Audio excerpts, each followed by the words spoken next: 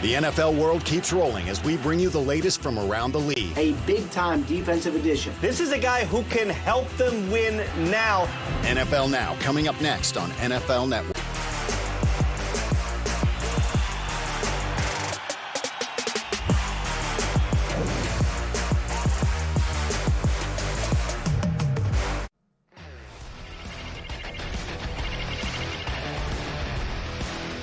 It is another edition, a Tuesday, or at least I think it is a Tuesday, edition of NFL Now. Hope you're doing well. Hopefully you and the family safe and healthy. Thank you for watching an hour of football with us today on NFL Network. My name is Andrew Siciliano. I watched a Korean baseball game last night. Coming up, the NFL schedule comes out on Thursday. We'll tell you what we know about that upcoming release. We begin, however, with news this morning of a new team and a new job for Frank Gore. The veteran running back turns 37 next week. He will do so as a member of the New York Jets. It'll be his third different team in 3 years. He is third on the NFL's all-time rushing list, roughly 1,300 yards on that list behind Walter Payton.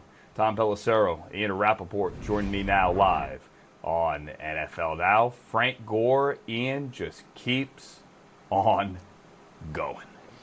And when you look at the list of available free agents going into every year, beginning in early March, Frank Gore is on it every year. And the question is always, is he going to retire this year? And the answer probably is he's never going to retire. He turns 37 years old later this month. You mentioned his potential Hall of Fame credentials. The longevity is incredible, and he's not ready to retire anytime soon. He's going to sign a one-year deal with the New York Jets to help spell Le'Veon Bell, and it remains to be seen how many carries Bell ends up getting, but probably at this point going to be fewer than he did last year, and obviously struggled last year in the backfield in Adam Gase's offense. As far as Gase goes, he loves him some Frank Gore. Tom, they were together in Miami. Gase one time told me on the Rap Sheet and Friends podcast they couldn't keep Gore off the field in practice even though they tried to rest him. Will be the same issues in New York this year. And Ian, that's consistent with what you hear every time you ask any coach, executive, teammate of Frank Gore's through a variety of different teams over the years is the guy loves football so much. And with Adam Gase now headed into his second year with the Jets, he's still in the process of building the culture. Well, in Frank Gore, at age 37, you don't get a full-time running back anymore, but you do get somebody who is going to be really good in the locker room, really good in practice, set the standard that every coach wants to in terms of having that veteran that you can point to and say, that's how the young guys should be doing things, Andrew. It's amazing. It goes Emmitt Smith, Walter Payton, and then Frank Gore on the all-time rushing list. Gore checking in now as a Jet with 15,347 yards. Marshawn Lynch has also had a pretty good career. Ian, when last we saw him, he was playing a tough guy in Westworld Season 3. Might he reprise his role as a Seahawks running back?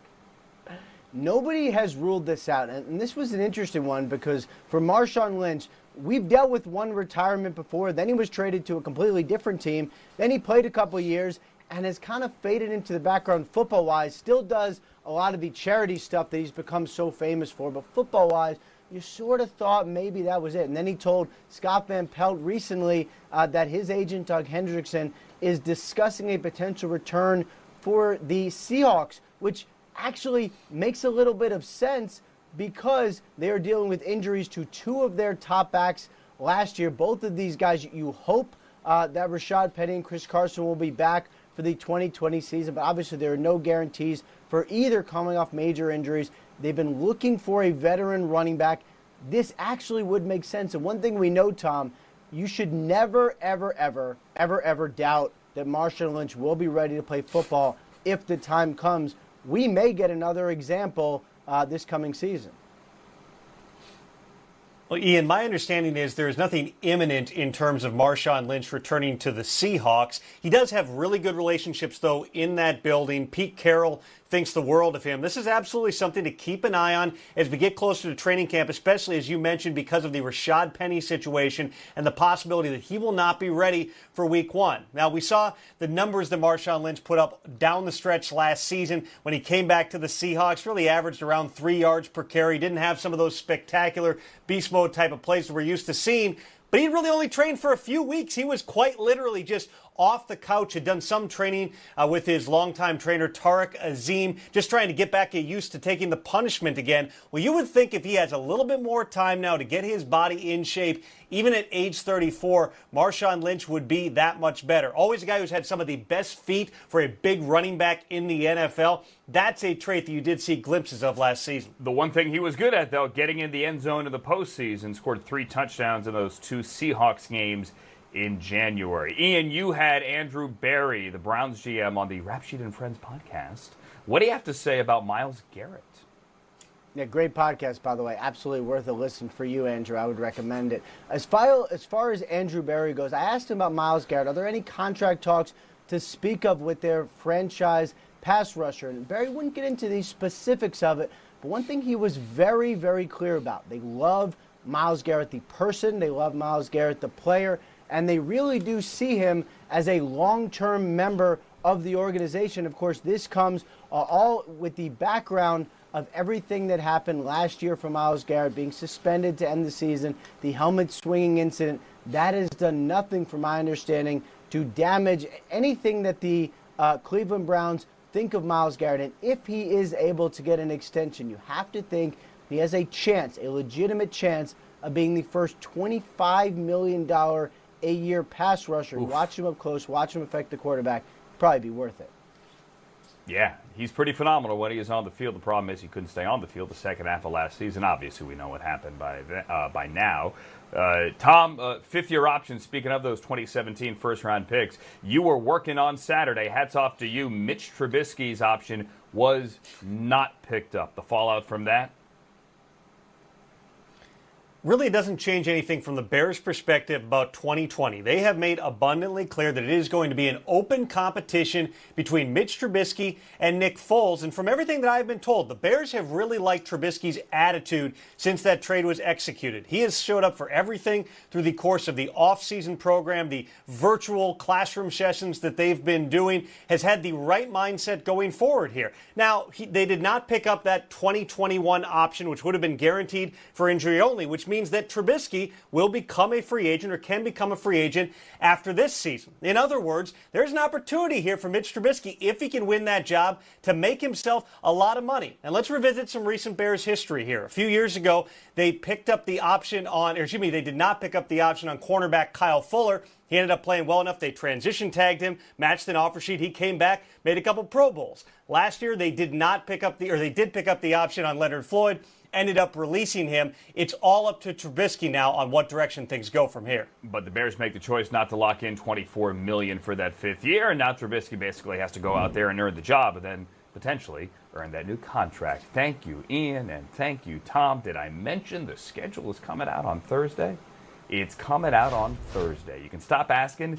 It's here. The 2020 schedule release show is coming up with Rich and Colleen and Kurt and Irv and Mooch and Deion Sanders and Steve White. It's going to give you the first look at the entire regular season schedule and in-depth analysis of every team and division. Do not miss the 2020 NFL schedule release show presented by Verizon. Thursday, 8 p.m. Eastern Time, right here on NFL Network.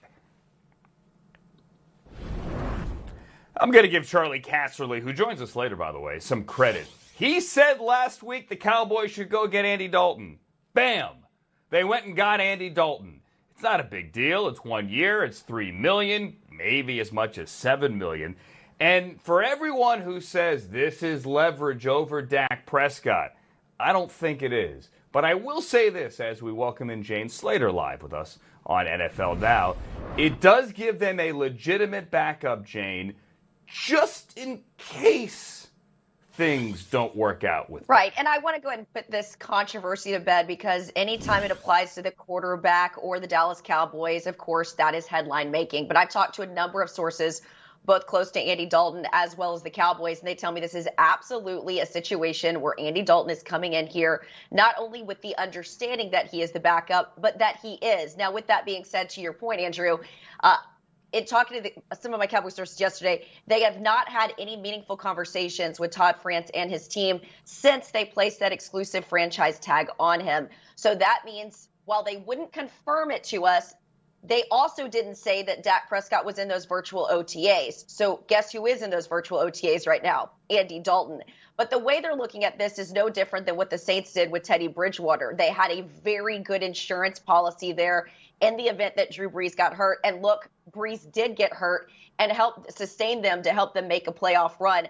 The Cowboys are just putting more attention to this position. Mike McCarthy told us ahead of the draft, we need to bolster this position, not only for trade value, but just having guys in the room. And so now they've got a guy like Andy Dalton, who is a bona fide starter, but they also have a guy like Ben DiNucci, who they went and got in the 7th round. So this is good not only for the Cowboys, but I also think for Dak Prescott, because what you're getting here, in my opinion, is someone who's just a little bit more credible than even Mark Sanchez was. And I thought that, and a lot of people thought, by the way, here in Dallas, that having a guy like Mark Sanchez in the room with Dak Prescott, now granted he was a rookie back then, it just helped having a veteran look at the film along with Dak Prescott, show him things that he saw as a starter. It made Dak better. And of course, they don't have a guy, like they had with John Kittle.